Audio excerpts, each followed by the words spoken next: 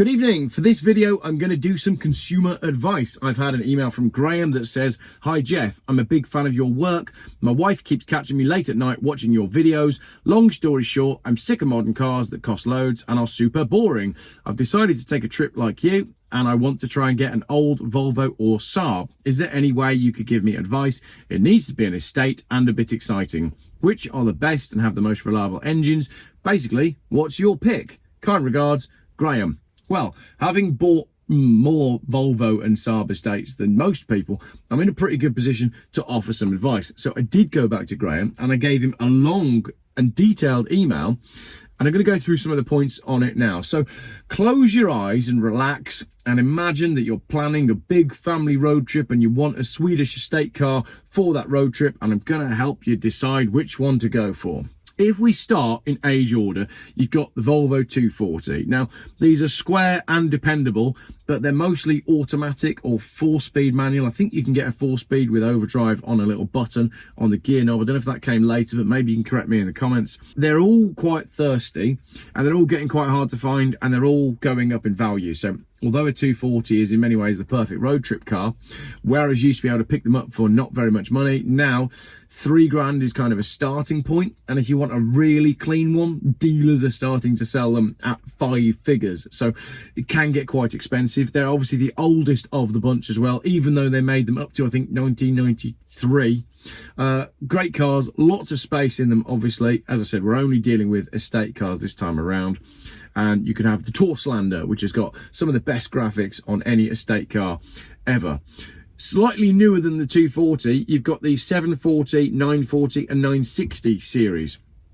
Again, all of these are going to be a bit thirsty. You're talking 30 miles to the gallon on a good day. However, the engines tend to be pretty bomb-proof and superbly built. The 740 and the 940, which are all 4-cylinder, and then you've got the 960 or the 760, which are 2.5 litre or 3 litre straight 6 engines. Again, they're going to be even worse on fuel, but very dependable, reliable engines, very nice specification cars as well on the 960. So not very good for miles per gallon, but they're going to be really luxurious and very comfortable, and the engine is unlikely to give you lots of problems. The 940, you've got 2 litre and 2.3 litre options with or without turbo.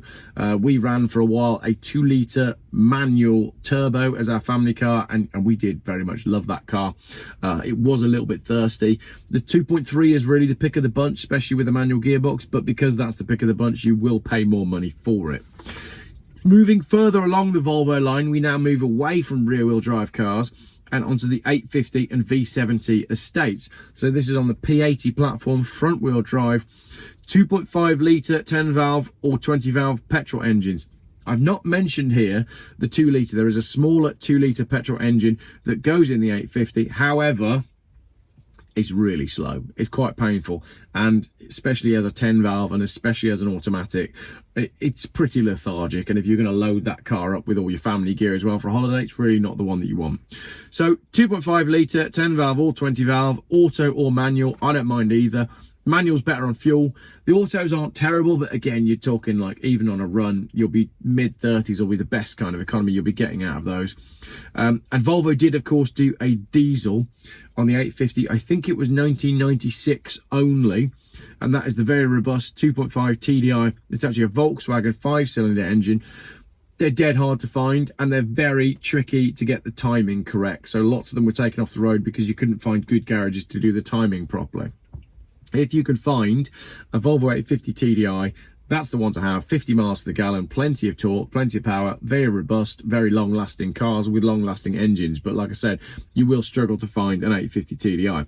The V70, which came after the 850, still on the P80 platform, essentially the same car, mild facelift, bit different on the inside, build quality slightly different, but the engine choice is roughly the same. I haven't mentioned the T5 cars here. You've got the turbo cars.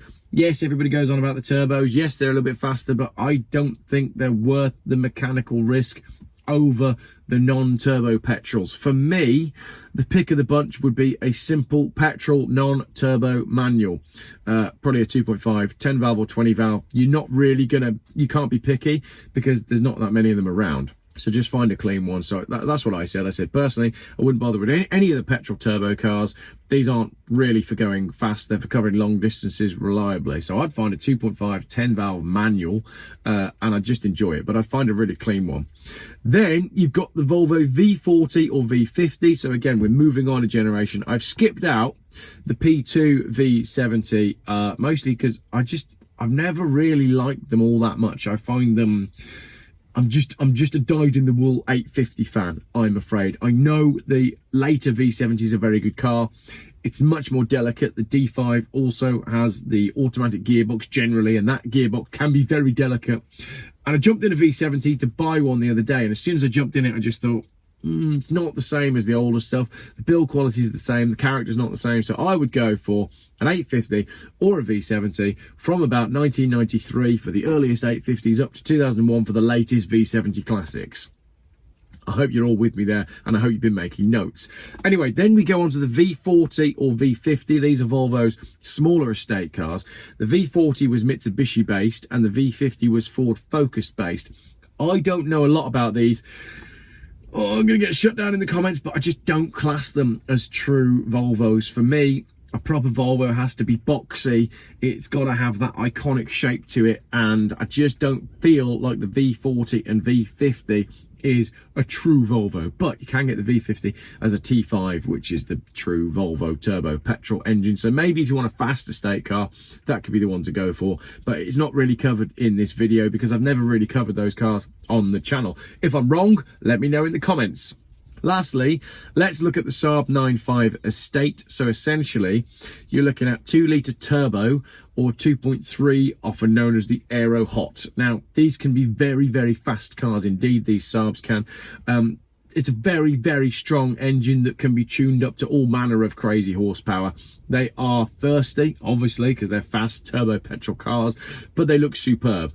You want to find a pre-2004 car and be particularly careful with anything newer than that. Yes, you can go and get a Saab 2.3 turbo petrol from about 2005, 6, 7, and I think 8. I might be wrong on that. But the road tax is ruinously expensive. Some of the later Saab 9.5 turbo estates are in the £600 to £700 tax bracket. So although you might be able to buy a car cheaper, you'll pay through the nose for your road tax. There was also diesel engines in those Saab 9.5s. 1.9, which I think was a Vauxhall engine, and 2.2, which was an Isuzu engine. They're both very diesel-y engines. For example, I had a Saab 9.3 convertible go past me yesterday when I was walking down the street, and it was a 1.9 TID, I think they were. And they sound like tractors. It's quite an agricultural sort of engine. The 2.2 is even worse.